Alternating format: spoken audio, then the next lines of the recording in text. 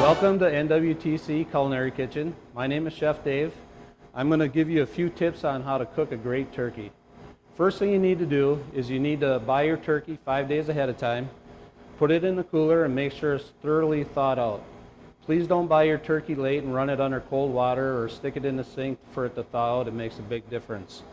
The second thing that's really important is when you cook your turkey, make sure that you cook it on a rack inside of a pan so the air can get around the entire turkey.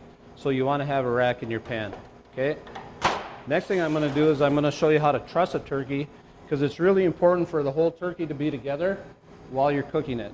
So the first thing you do is you start with the turkey upside down. You take a string, and what you do is where the neck is, you take the string and you wrap it around the neck. Put a loop around the neck. And then what you do is you take and you put it down along the wings. You flip the turkey over. And then you take it and you run it in between the legs. And then you take the very end of the legs and you take and you wrap it together. Tie the string.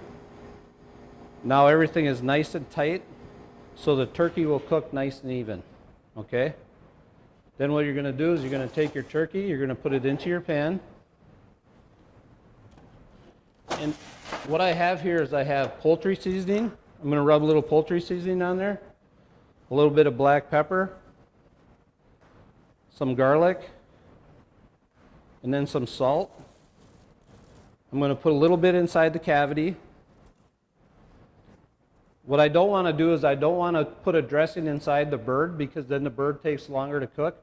By the time the dressing is done, the bird is usually overcooked, so I'm going to avoid that. What I do, actually that would be a stuffing. If I did a dressing would be a stuffing on the side. So then after that I got some butter. I'm just going to pour the butter on the top. And then what I'm going to do is I'm going to take the brush and I'm just going to make sure that all my butter and my seasoning is all over the bird.